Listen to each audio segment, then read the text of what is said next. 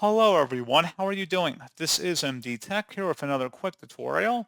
In today's tutorial, I'm going to show you guys how to go about changing the lock screen image on your Android device. So this should hopefully be a pretty straightforward process here, guys. And without further ado, let's go ahead and jump right into it.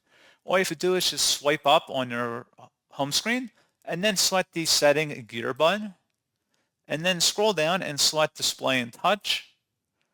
And now underneath appearance, you want to select the screensaver button and select for the clock and make sure screensaver is toggled on. And you can select different options here. So if you want to have a clock, colors, you can select a different color if you rather have a color as your lock screen backdrop.